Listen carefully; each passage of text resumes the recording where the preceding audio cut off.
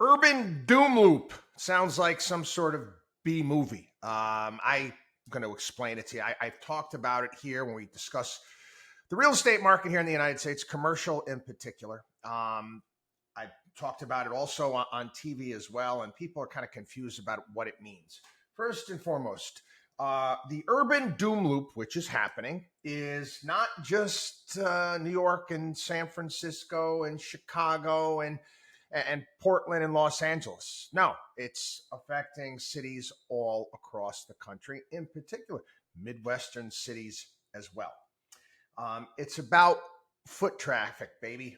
Pure and simple foot traffic. Okay. This is kind of an interesting story. When I was first moved to New York City and I was first working on Wall Street, I was also working for some incredible restaurateurs that own unbelievable places around the city. And every couple of years, even less, they would open up a new one.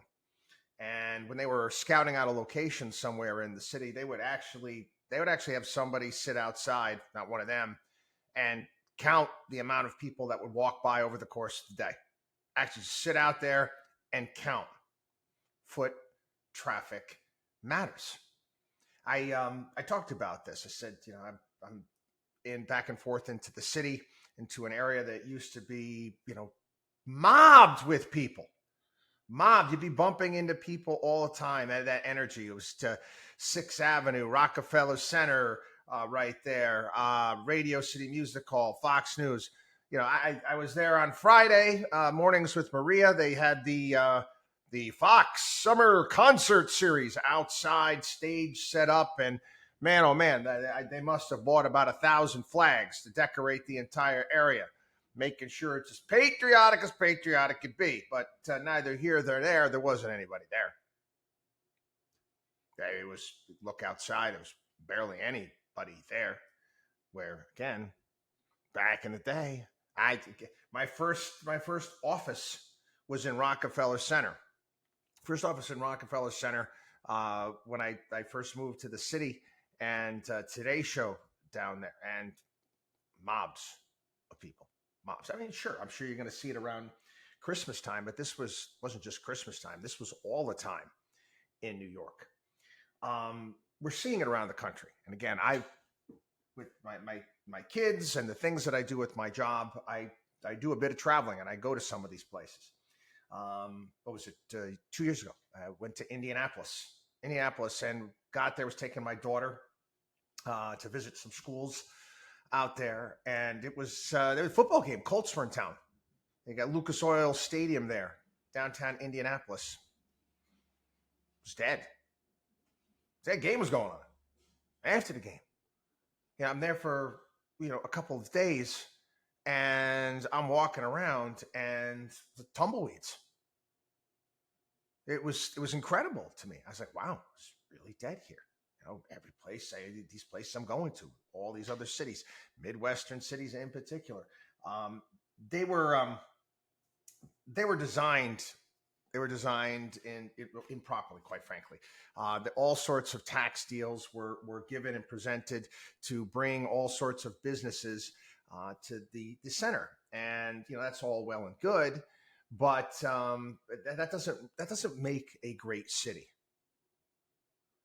And you go to some great cities. They go to Rome. They call it the Eternal City, and does Rome have its problems, this, that, and the next thing? But it's walkable. It's walkable. It's livable. I mean, I'll give a better example. Go take a look at. If you've ever seen, if you haven't gotten a chance to go there, go on and take a look at Pompeii. Obviously wiped out by a volcano, but how it was livable, how it was workable. That's what makes a true city. And we've screwed it up in many ways, shape, matter, and form. Actually, there was some interesting column about it today. They're talking about how they've been analyzing cell phone data to track the amount of people physically present in central business districts. The granular individual level data provides a fuller picture of downtown vitality, both before and after the pandemic. than other measures such as office vacancy rates and mass transit ridership. The conclusion that the study draws for the heartland is bleak. 5 of the bottom 10 cities in its tracker's most recent data, which is December 22nd to March 23rd, were in the Midwest.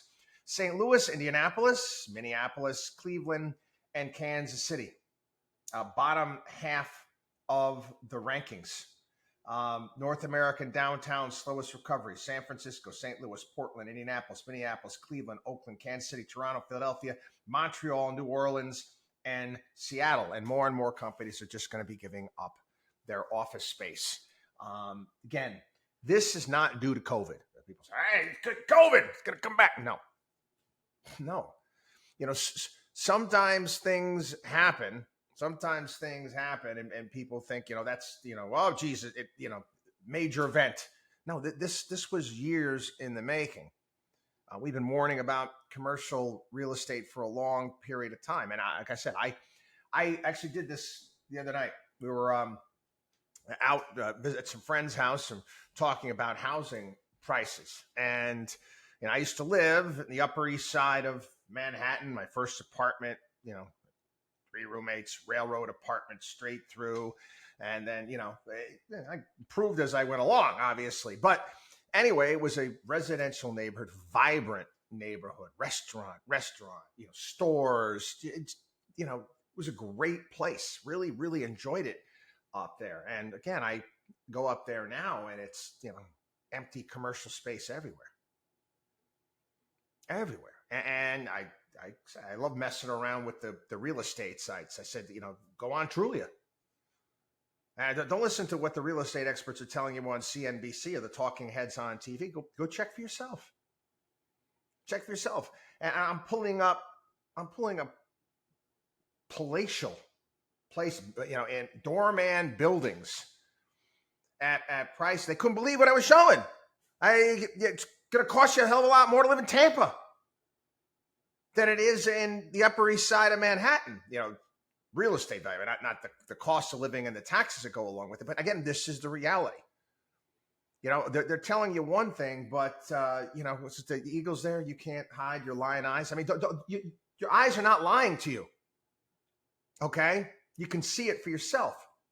And again, this has been going back for a very long period of time. And I guess it was I don't know the name of the current mayor of San Francisco. I'm sorry, it slips my mind, but it was a news story where she made the suggestion, now that all that commercial real estate falling apart, retail downtown, Westfield turning into Keys, Nordstrom's gone, this one's gone. She had I said, we should just knock all this stuff down, maybe do something else, put a stadium up. Listen, I don't know. It might be something to consider. I suggested the same thing for New York City. I said if there was ever a time to build finally, bring the football teams back from New Jersey, I said now would be it. Now would be it. I mean, you got plenty of freaking empty buildings that are the size of city blocks and then some. They're not coming back. They're not. It would have to be engineered out of Washington, D.C. and Albany with all sorts of tax breaks. And even then, I don't think it would be the case. I don't think it would happen. People, they don't, again, the commute time, the travel, it's just, you can't. It's not worth it. Last week, I went into the city for a concert. Yeah, it takes me an hour on the train. It was right there, Madison Square Garden. Again, I get invited. I get invited on other television shows and whatnot. And maybe I'm being kind of snobby at this point in time, but unless they're sending a car to pick me up and take me back, like, oh, hey, you want to come do a 10-minute hit down at the New York Stock Exchange? Not even 10-minute, 5-minute hit on this station. And I'm like, oh, okay, I'm fine, I'll do it. You're gonna come pick me up? No, we don't do that. So I'm gonna take the train in and then get off the train, get on the. No, I'm not doing it. Thanks. No, thanks. I'm good. And again, people are starting to recognize that now. The old, again, I'm sub-referencing again. The old police synchronicity too, stuck like lemmings into shiny metal boxes. Listen, okay, people don't want to do it anymore. They don't. Anyway, WatchDog on WallStreet.com. WatchDog on WallStreet.com.